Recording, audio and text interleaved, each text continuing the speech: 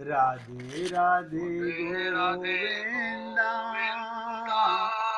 राधे राधे गोविंदा,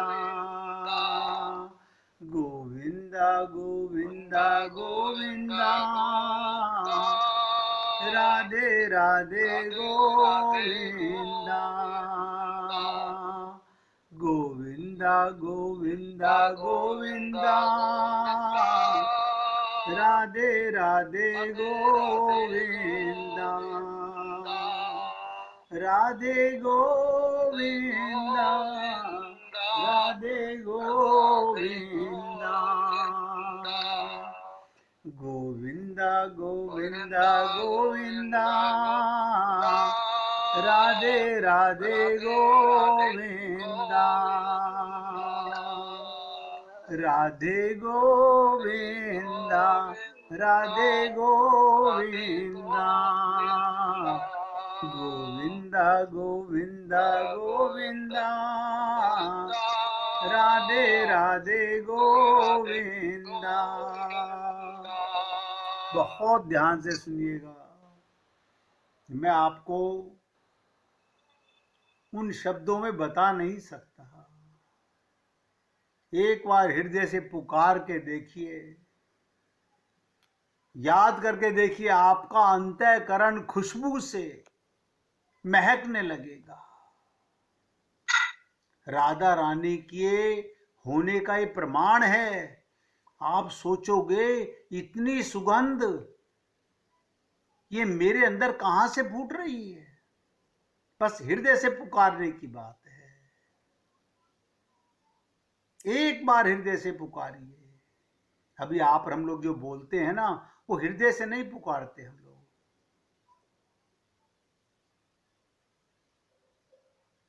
ऐसे ऐसे भक्त हुए हैं राधा रानी के, जिन्होंने असीम असीम प्रेम राधा रानी का साक्षात्कार महसूस किया है, और वो जुबान से बोल नहीं पाते, कह नहीं पाते। क्यों? कि जो प्रेम के रस में डूब जाता है उसकी जुबान बंद हो जाती है। आप देखिएगा, एक मिसाल बता रहा हूं। अंतिम सांस गिन रहे जटायु ने क्या कहा? अंतिम सांस गिन रहे,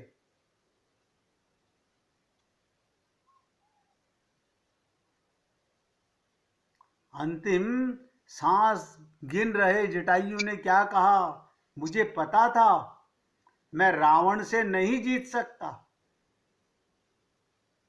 क्या कहा? मैं रावण से नहीं जीत सकता, लेकिन फिर भी मैं लड़ा। यदि मैं नहीं लड़ता तो आने वाली पीढ़ियां मुझे कायर कहती।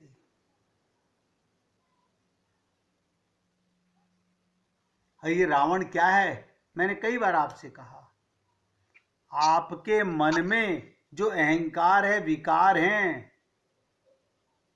उनसे आप और हम लोग लड़ते नहीं हैं, हम तो उनको पाले रहते हैं। सोचिए, जब रावण ने जटायु के दोनों पंख काट डाले, मृत्यु आई, और जैसे ही मृत्यु आई तो गीधराज जटायु ने मृत्यु को ललकार के कहा, खबरदार, ये मृत्यु, आगे बढ़ने की कोशिश मत करना।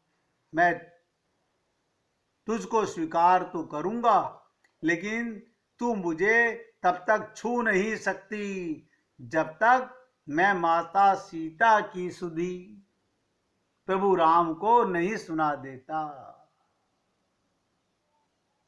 देखिए, भाव की बात है, तन की चिंता नहीं। हम लोग तन की बहुत चिंता करते हैं, जबकि तन तो मिला है समाप्त होने के लिए। इस देह में हरि मिलाते हैं, इसमें सत्य है, इसमें कोई दो राय नहीं है। लेकिन ये तन तो मरण धर्मा है। हम सब लोग मृत्यु लोक में आए हैं, तो मृत्यु लोक का मतलब क्या? मरने के लिए आए हैं, लेकिन कुछ पाने के लिए भी तो आए हैं। हम क्या पा रहे हैं जो छोड़ के जाएंगे? देखिएगा, मौत भी कांप रही है जटायु के सामने, कांप रही है खड़ी होकर के। मौत तब तक खड़ी रही, कांपती रही। यही इच्छा मृत्यु का वरदान जटायु को मिला। ये प्रेम की पराकाष्ठा है।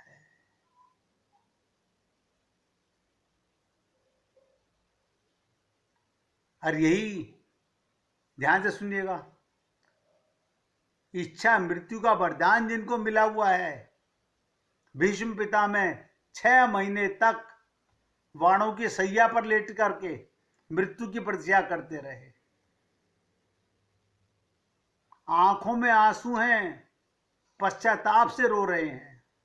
देखिए, दोनों का अंतर देखिएगा, कहां जटायु और कहां भीष्म पितामह है।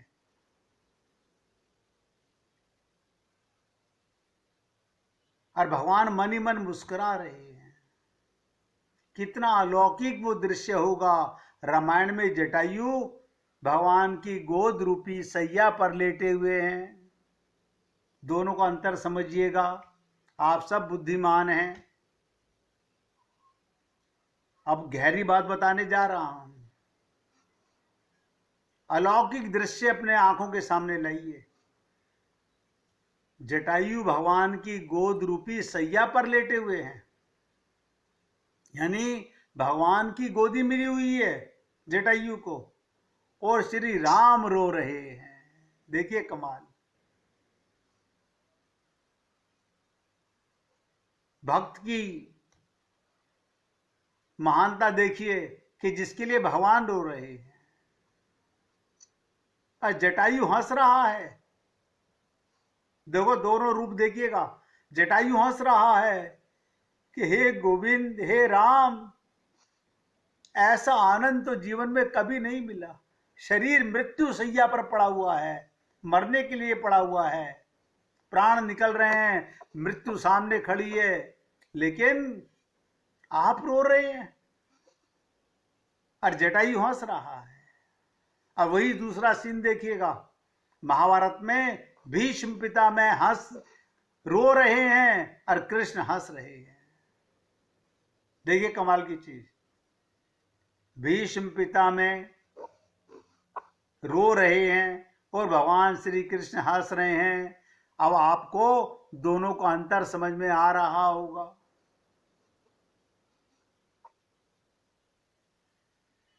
क्या मतलब?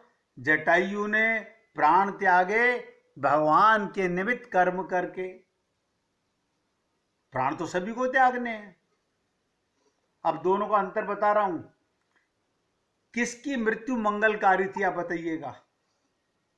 अपने आप सोचिएगा, जटायु की मृत्यु मंगलकारी हुई या भीष्म पितामह की मंगलकारी हुई?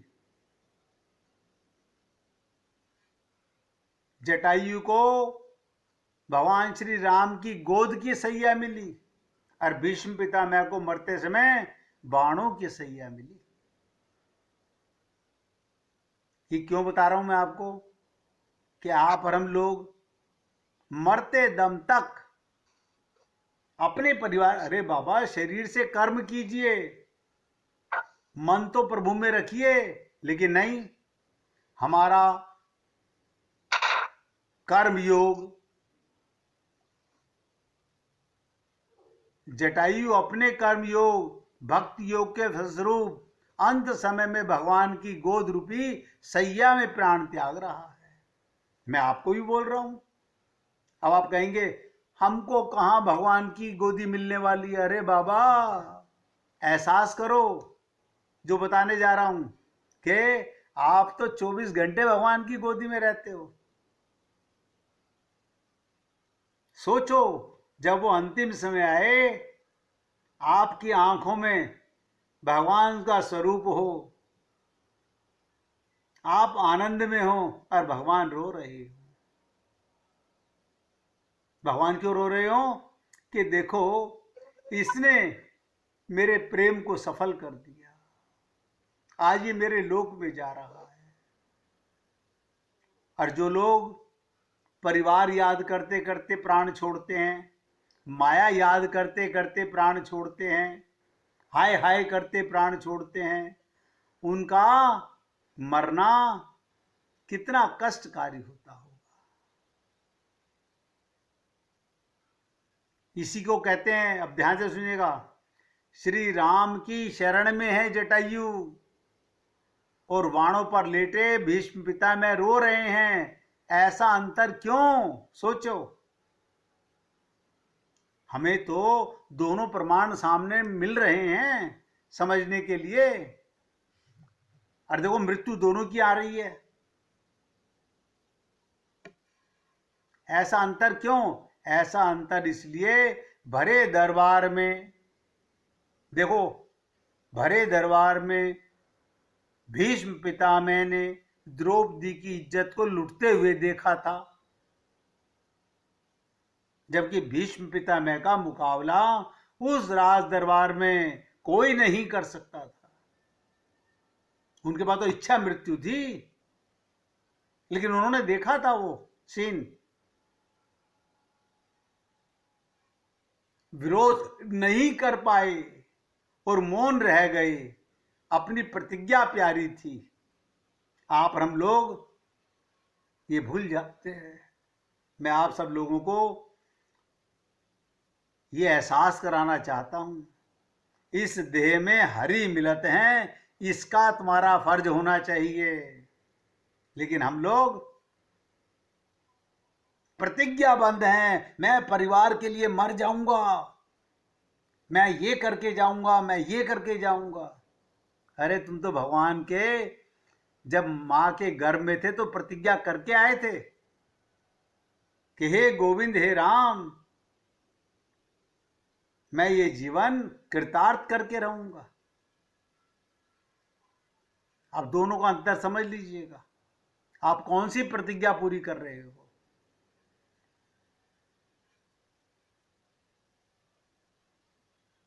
ये शरीर के रिश्ते नातेदार ये तो हर जन्म में बदलते रहेंगे। इस देह में हरि मिलत हैं, ये आग होनी चाहिए तन बदन में, ये चाहना होनी चाहिए, ये भावना होनी चाहिए।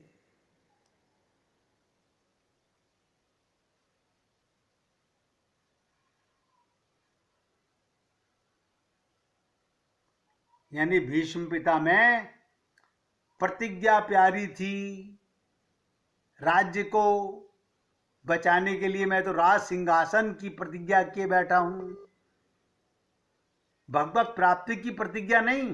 देखो कमाल की चीज, अगर किसी गुरु ने ये एहसास दिला दिया इस देह में हरि मिलते हैं, तो 24 घंटे प्रतिज्ञा क्या करो, इस देह में हरि मिलते हैं, ये जीवन ही हरि के लिए है, ये होना चाहिए। लेकिन आप और हम सब लोग, आप कैसे समझते हो, हमें परिवार की भी तो हमें प्रतिज्ञा की हुई है हमने। अरे बाबा, ये सब शरीर के रहते हुए प्रतिज्ञा है। आत्मा की प्रतिज्ञा तो परमात्मा के लिए होती है।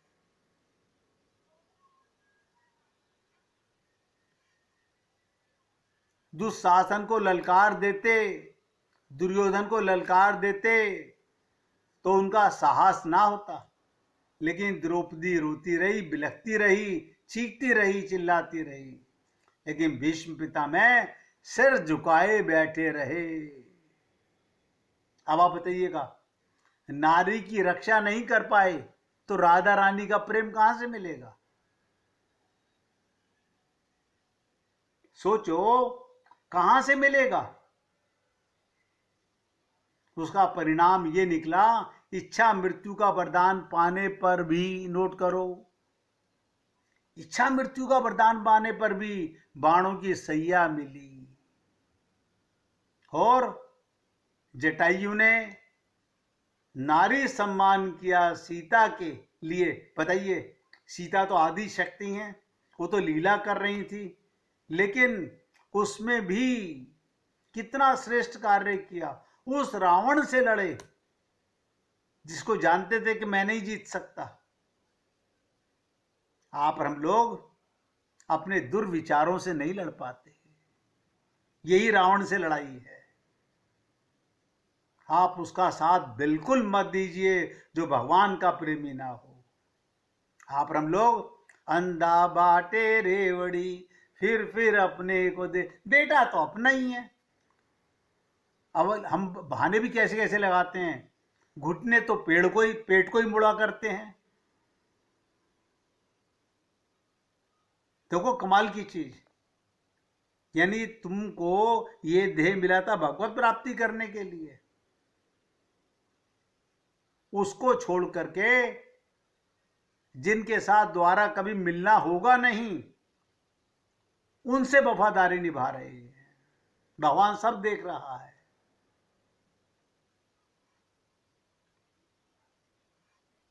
इसलिए सीता के लिए एक ने नारी का अपमान होते हुए देखा, बाणों की सैया मिली। एक ने जान की बाजी लड़ाई, जान की नाथ की गोद मिली।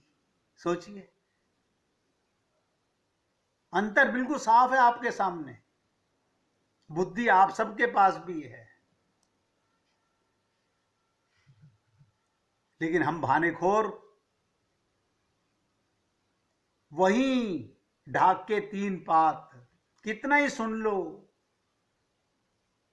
सुनते सुनते तो अनंत जन्म गुजर गए। जो दूसरों के साथ गलत होते देखकर भी आंखें मूंद लेता है, उनकी गति भीष्म जैसी होती है। उसका परिणाम आप जानते हो। और जो दूसरों के लिए संघर्ष करता है, सत्य के मार्ग पर चलता है, वो महान जटायु जैसा कीर्तिवान परमात्मा की गोदी में परम पद में जाता है। अब आप सोच लीजिएगा, गलत का सदा विरोध कीजिए।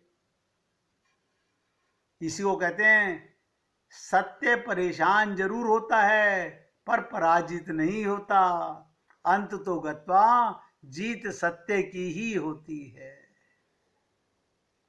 लेकिन हम लोग कितना भी संत महात्माओं को सुने, लेकिन फिर अपने आप को समझा लेते हैं। अपने मन को ही तो समझाना है। मन तो माया का बेटा है, आपका नौकर है, उसको समझाने में क्या जा रहा है। अब आप सोचिएगा, आप अपने को देह मानोगे तो संसार के लिए मरोगे, अन्यथा संसार की सेवा करोगे और भगवान के लिए प्राण त्यागोगे, भगवत प्राप्ति के लिए प्राण त्यागोगे। मृत्यु सबकी आनी है, ऐसा कोई संसार में नहीं। लेकिन मृत्यु किसके लिए? भगवान की गोदी में गई या संसार को मन में लेके गई? आप तो सोच लीजिए।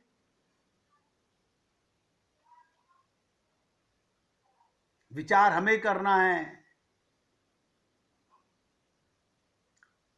हम महापुरुषों की कोई भी बात समझ नहीं सकते, सोच नहीं सकते, करना तो बहुत दूर की बात है। मैं तो एक छोटा सा एग्जाम्पल आपको दिया कि भीष्म पितामह की क्या दुर्दशा हुई।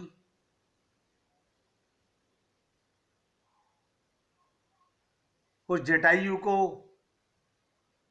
के लिए प्रभु राम रो रहे हैं और उधर कृष्ण हंस रहे हैं। इसी को कहा गया, कर्म का लेख मिटे नारे भाई, अरे मन तू लाख करे चतुराई। मत अपने मन के गुलाम मत बनो, ये मन तुम्हें ठग लेगा। मैं तो रोज निवेदन करता हूं, लेकिन हम हैं किसी ना किसी प्रकार बहानेबाजी बनाकर ऐसा है, ये कारण है, ये कारण है। बताओ, अपनी बात ऊपर रखने के लिए किसी ना किसी प्रकार से सत्य को नकार देते हैं। भगवत प्राप्ति को धक्का दे रहे हैं, अब मृत्यु को गले लगाने के लिए तैयार बैठे हुए हैं। और पाना क्या चाहते हैं? हमें भगवत प्राप्ति हो जाए। ये ऐसे बोलने से भगवत प्राप्ति होती है क्या? मैं तो निवेदन कर रहा हूं, अभी कुछ नहीं बिगड़ा है, कुछ नहीं बिगड़ा है। अभी पूरा मौका बाकी है, डिसाइड कर लीजिएगा। मैं क्या प्रतिज्ञा करके आया था, मैं क्या प्रतिज्ञा करके आया था और क्या कर रहा हूं, सोचिएगा। हमारी सोच का कमाल है। हम क्या प्रतिज्ञा करके आए थे, क्या पाने के लिए आए थे? गुरु तो इतना ही कह सकता है, इस देह में हरि मिलत है।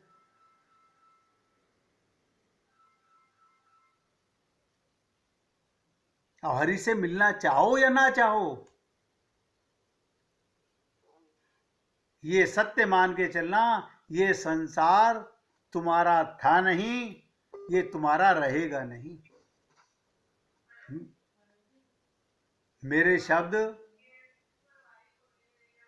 बहुत देर में समझ आएंगे, लेकिन फिर पछताए क्या होते हैं, जब चिड़िया चुग गई खेत।